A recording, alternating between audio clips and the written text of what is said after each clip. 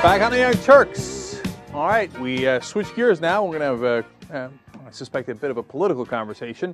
We're going to talk to Jonah Goldberg. He's the editor-at-large of the National Review Online. He's a visiting fellow at the American Enterprise Institute, and he wrote the book Liberal Fascism, The Secret History of the American Left, From Mussolini to Politics of Meaning, a highly absurd book.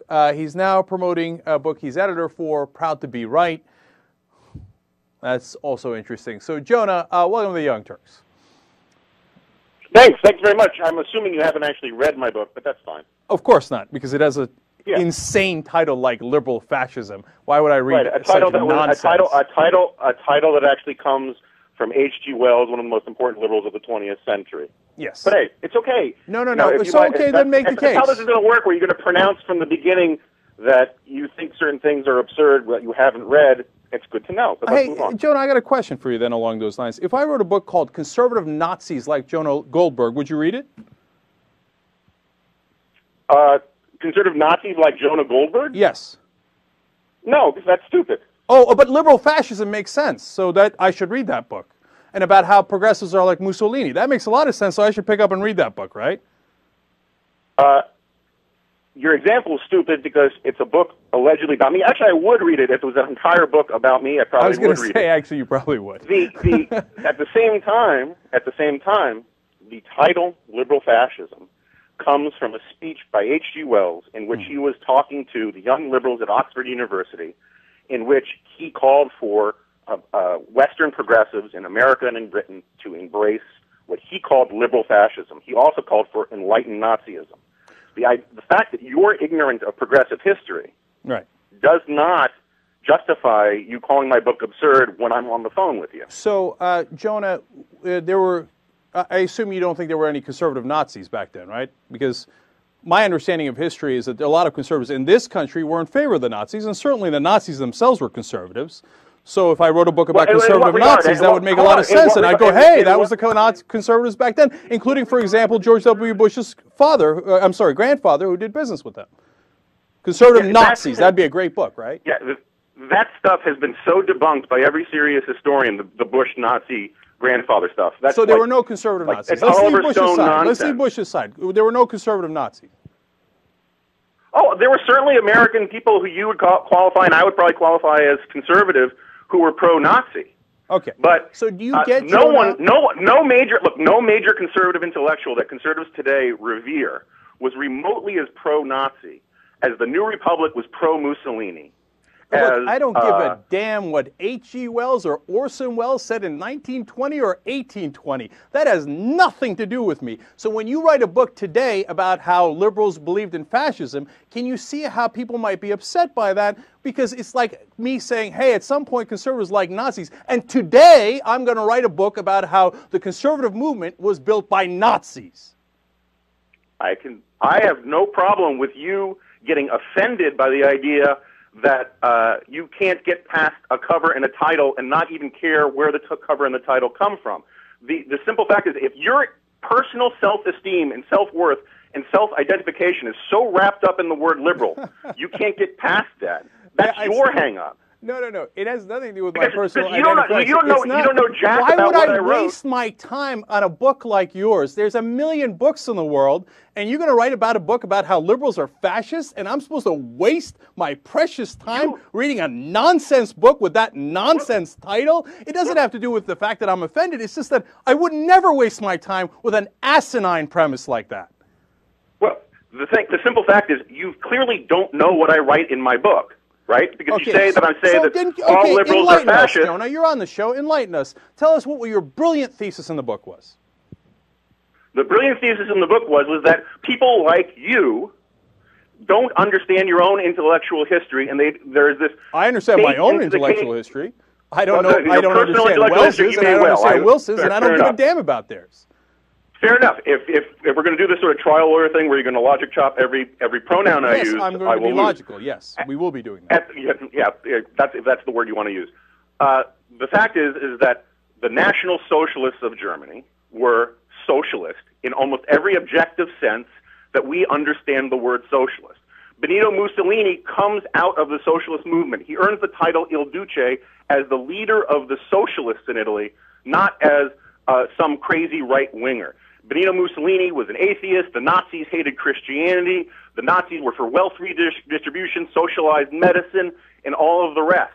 The people in the United States who were most enthusiastic about fascism were the progressives, and they're in the progressive era, from the New Republic to most of the leading lights in American progressive thought were very enthusiastic about Italian fascism. They're also enthusiastic about Bolshevism, more enthusiastic about Bolshevism, but they did not see Bolshevism and fascism, communism and fascism, as opposites. They saw them as similar phenomena. And there has been 70 years of spin and BS from people who like to use this argument ad Hitlerum, that anybody who disagrees with progressives must be an anti-Semite or a Nazi. And it is a deeply offensive slander, and it seems to be the one that you've so bought into, you don't even care to be educated against it. Jonah, but no one here made the argument. I didn't make that argument. You're the one calling people fascist. I never said conservatives were fascist. You came out. I never said liberals are fascist. You said the entire history of liberalism is based on fascism. You wrote a whole book about it. And then you connect us to Mussolini, and you connect us to the Nazis. First of all, the Nazis, I know you love to pretend they're not Christians, right? Everybody loves to pretend that. On their belt buckles, it wrote, Gott mit uns, God is with us, right? That doesn't exactly sound like atheists, right? And look, there's a difference that you're entirely missing. Hold on, if we're going to talk about history, let me fill you in, okay? So, look, there's a difference between the right wing and the left wing. So, for example, the Bolsheviks and the communists, etc., they wanted the government to take over corporations and take over everything else and to run industry, right? Whereas the people on the right wing, the Nazis, the fascists, etc., wanted the corporations to take over the government so that the people that were in power and industry would get to run government, okay? Which is, by the way, kind of what is happening today with the right-wingers. Look, first of all, there's no serious historian of fascism who thinks that's true. Corporations were not. The point was not for corporations to take over government. The point was for government to take over was to guide and overly regulate and essentially socialize the hearts of human beings and of large institutions. And the corporatism, which is a technical economic term for the economics of fascism, was exactly the kind of thing that inspired the New Deal, which most of the people who actually planned it anything to do with the New Deal knew about. In terms of the Nazis being Christians, it is laughable. The Nazis, first of all, banned... So they were kidding about that God was with us, right? Well, their notion of God, I'm not saying they didn't believe in God, but if you read Hitler's Table Talk, what he has to say about Christianity, if you read what all of these guys had to say about Christianity, the fact that they banned the teaching of Sunday school, the fact that the SS songs all rejected Christ, rejected the church, embraced this sort of neo-Norse BS. Right? The idea that Jonah, these guys... Here's what you do. Here's what you're doing. You connect things that you don't like with current people that you're against, right? So you say, look, the Nazis are like the atheists of today because they didn't like... But on the other hand, for example, you could have picked Ben Franklin, who also did not believe in Christianity. You could pick Thomas Jefferson, who ripped parts of the Bible out, right? And then you can say, aren't those people wonderful? But no, you didn't. You say, okay, look, the liberal atheists, they're kind of like, not Jefferson or Franklin, they're like Hitler and the Nazis, right? Do you see how that might seem like you're cherry-picking and just trying to paint people as Nazis, and that would be highly offensive, as you pointed out a couple of minutes ago, saying, I can't believe anybody would do that. It would be highly offensive. Yeah, well, look, but that's not what I do. You're assuming that I do that. You wrote a whole book about it. It's just simply not what I do, and it's not in the book. It's just not in the book. Oh, but you just said that the whole history of liberalism is about fascism. That's exactly what you do. You just said the whole history of liberalism is about fascism, and you're connecting that history to the current. So you think, because this is interesting, if you say it has nothing to do with current-day liberals, nothing at all, fine, then we move on. I don't say that. So you do say that. You do connect them. So you're saying that you're connecting current-day liberals to fascists, aren't you? Isn't that the point of the book? Look, you, along with a vast number of contemporary liberals, work from assumption that somewhere in the DNA of contemporary... Work from the assumption that somewhere in the DNA of contemporary conservatism, right, somewhere, not saying that, I don't think you accuse contemporary conservatives of all being Nazis, but the assumption that is built into contemporary liberalism is that the further you get away from liberalism, the closer you get to Nazism. That but nobody ever said that. I didn't say that. I didn't write a book about that. You wrote a book about how liberals are fascist. So you're projecting in your mind, hey, everybody who doesn't agree with me is evil and a Nazi and a fascist and a Bolshevik and everything else. And you're saying, I think that. I didn't think that. I never said this in an interview. I've never said it on the show. But, dude, all I'm saying is that you don't know what my book is about, and you keep asserting. No, you just told me what your book is about. And you just said a minute ago that you connect present-day liberals to fascists. You just said that, didn't you? Yeah. You do know that the word connect and equate are different words, right? Okay, so they're just connected to Nazis. They're just, but not exactly equivalent. I don't know why I didn't read the book. I should have seen the connection. Okay. So yeah, look, if you want to look, I'm glad to debate this with you. But all I'm going to say for the record, not like a lot of your listeners give a rat's ass, or that you do, but you really do not know what the hell you're talking about in terms of what I wrote my book about. Okay, and period. So by the way, it's just to connect all the dots, and we're talking to Jonah Goldberg, and he's now also the editor of Proud to Be Right. So the Nazis were liberals, and the communists were also liberals. They're dictators taking over the government, so they're all liberals. Is there anybody not a liberal who's a bad guy? Is there anybody who's right-wing? Anybody at all in history? Was Genghis Khan right-wing, or was he also a liberal? Look, I don't know who you're pandering to or why you're making a jackass of yourself. I know lots of liberals who are wonderful people. I don't think that all contemporary liberals are Nazis or anything close to Nazis. Are you not merciful? But I'm asking you, I asked you a question about history. Is there anyone who killed anyone?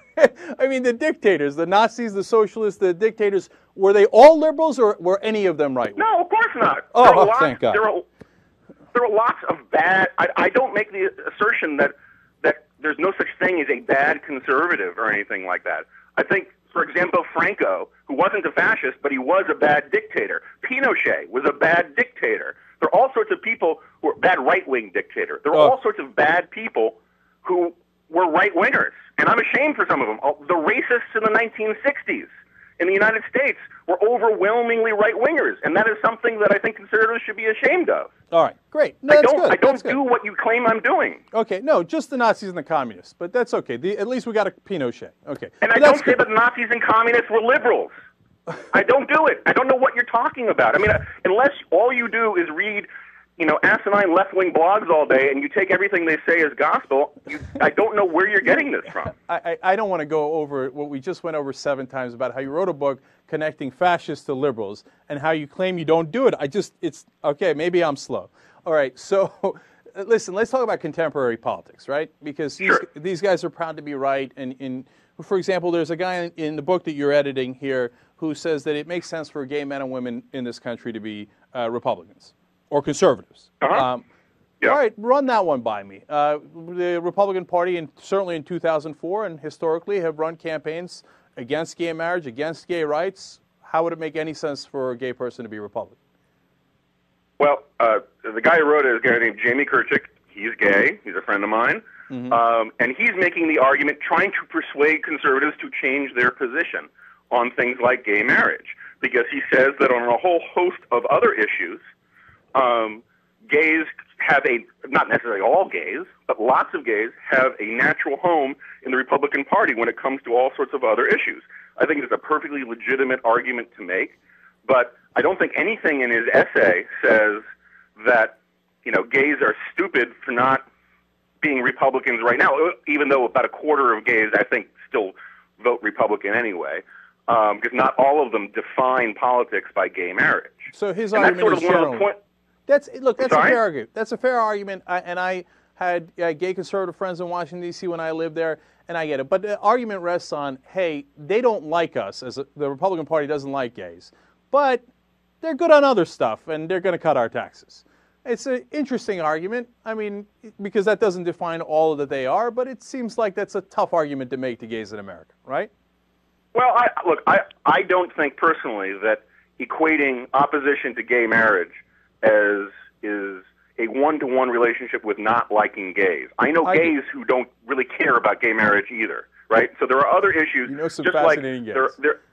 I'm sorry? You know some fascinating gay guys, because so they say, yeah, take away my rights, it's okay, I got no problems with it. And if you take away my rights, I know take away what rights? They don't have the right yet. You can't have it both ways. ways, right? I mean, it's not like gays have you the haven't right. taken away their right because you never gave it. They don't have the right yet. That's awesome. I'm sorry? That's awesome. You can't take away their rights because you never gave it to them in the first place.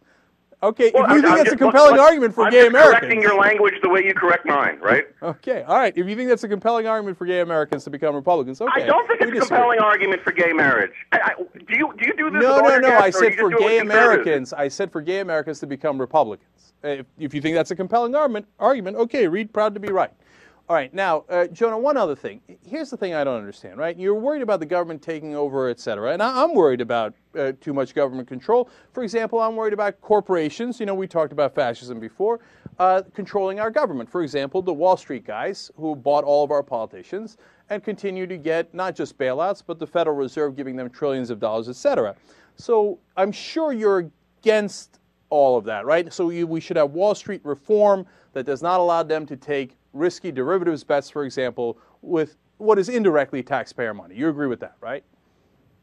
It depends on the reform. I think I don't like the bailouts.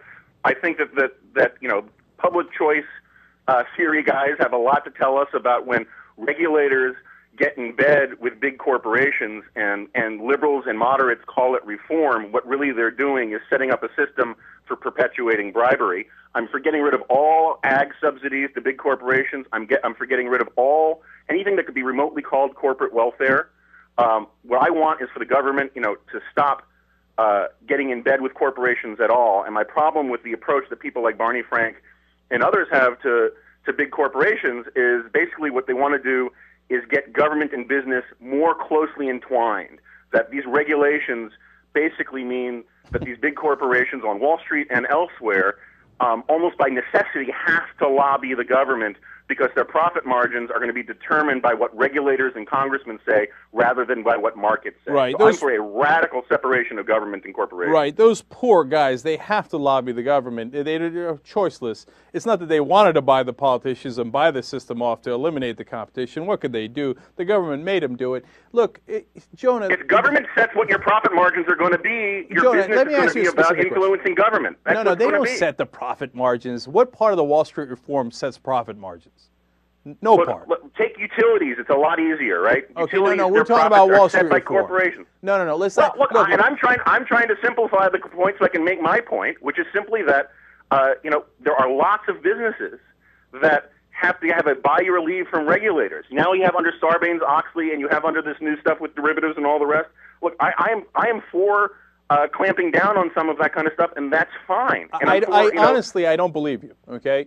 Because here, let's get fine. And now I'll tell you why. And you're ignorant. No, okay. I know. Okay. I know. I'm ignorant, and I come from fascists. I know that. So listen, my question is very specific because I think it's going to show it. Look, for example, I don't believe that the banks which have federal deposit insurance should be able to gamble with the depositors' money by putting the money into investment banks, their investment bank side. So I believe in the Volcker rule that we should split those two entities. Do you agree with that or no? Okay. That was in the reform. Yes. Do you agree with that or no? I'm torn about it. I generally don't like it, but I'm open to persuasion about it. I truly haven't made up my mind about it. All right, look, that's fair enough. And look, Jonah, the reason I tell you I don't believe you is because I just read an article, for example, today, and my guess is that you're going to support these guys. The Republicans in the Senate, so Richard Shelby and Lamar Alexander, et cetera, said if they get into power, their first objective will be to get rid of Wall Street reform. See, that tells me that they have no interest in any reform or regulations. Oh, okay. All they want to do is sell out to the Wall Street banks and give us that corporate control over government. Can I ask you a question then? Yes. Why did Barack Obama and the Democrats get vastly more money from hedge fund managers and Wall Street than the Republicans did in 2008? That's vastly more money. I'll tell you. That's a good question, and I'll tell you two things related to that. One, they did because the Republicans crashed their economy, and so the guys looked around and said, "Hey, you know what? Maybe if we keep electing Republicans, we'll all be bankrupt. So let's try a Democrat." And then what wound up happening? When the Democrats wound up trying to reform Wall Street, they said, well, that's not what we wanted. So now they've flipped and are giving vastly more money to the Republicans to try to get back in charge. So that's how it went down. And you honestly believe that? You think you actually think that cartoon version of history is correct? You're talking about cartoon versions of history. That's funny. I am, because Okay. I mean, all look, right. you're going to boil down the decisions of all of these Wall Street tycoons and these Wall Street businesses to the idea, we have to punish the Republicans. You asked me no. You asked me a simple question. They're bought and paid for, but, oh gosh, now let's give all our money to Democrats. That's your explanation about why this happened. Look, you asked me a simple question. I gave you a simple answer. If you want, I can get a lot more complicated than that. But if you're trying to get me to say that Democrats are also bought by Wall Street, hell yes, they are. Did you see what Chris Dodd did? I think that reform effort was a joke. I would have gone 100 times tougher. And Chris Dodd hates Elizabeth Warren like you guys do because she would actually protect consumers. So basically, here's my problem with your position. I will try to do it as a non-confrontational way as possible. Every time we have some sort of economic calamity, the idea that comes forward from people in government and from reformers, let's call them, is that the government needs to get much more involved in these matters, right? And already untrue. It depends on the situation. Some things call for regulations, others don't, and it depends on the regulation. Of course it depends on. I agree, it depends on the regulation, and I'm sure there are counterexamples to it. But I cannot think of a major financial scandal going from Enron on through, or the accounting stuff on back to the oil crisis of the 1970s, where the answer from government wasn't more government. No, right? Look, the government is... And every time that happens, then you create an incentive for more people to get involved in government. Walmart and Microsoft had almost zero lobbying presence in Washington as recently as the year 2000. And then all of a sudden, Orrin Hatch and a lot of other people started wanting to regulate what Microsoft was doing, and Microsoft started spending billions of dollars on lobbying, or hundreds of millions of dollars on lobbying. Same thing with Walmart. Once the left went after it, Walmart all of a sudden said, gosh, now we got to get in the business of lobbying government. Jonah, big business are like beehives. The more you mess with them, the more they come after you. Jonah, we're totally out of time, but let me address those points as quickly as I can. One, Walmart is not this saintly creature where it's like, oh, golly gee, well, look, I never wanted anything from the government. They're making me lobby. I don't think it's a saintly creature either. Okay, hold on. You know what happened with Walmart? The Walton family has actually given millions upon millions of dollars to conservative think tanks and to politicians to try to buy them off so that they will lower their estate tax because it will save them hundreds of millions of dollars. So you found a very curious example to pick. Those guys couldn't be more guilty of trying to buy politicians than almost anybody in the country because they have hundreds of millions of dollars to benefit. Do you not get that? I get that. Okay, that's all fine. right, good. Look, I mean, the idea that, first of all, the idea that they bought off all these think tanks, I'm not sure you're not talking out your ass on that, but that's fine. The idea that somehow people aren't going to, it's a very strange sort of cognitive dissonance that the liberals have, that somehow the smartest and rightest thing for labor and union and poor people to do is to vote solely on their economic interest, to organize based upon their economic interest. But then when rich people organize or act on their economic interest, it is instantaneously derided as evil and illegitimate. No. Look, we're going to have to end on this, but I get that the Waltons act on their economic interest. I get that they want to pay less in estate taxes. The question is, what should we do for the good of America, not for the good of the Waltons? So I'm not blaming them. I'm blaming the politicians who get bought by them. But that, we're going to have to leave it right there. Okay. Fair enough. All right, okay. Good. So, hey, look, we reached some sort of agreement at that, and I knew we could do it. Jonah Goldberg's original book was on liberal fascism. The new book that he edited is called Proud to Be Right. Thank you for joining us, Jonah. Young Turks.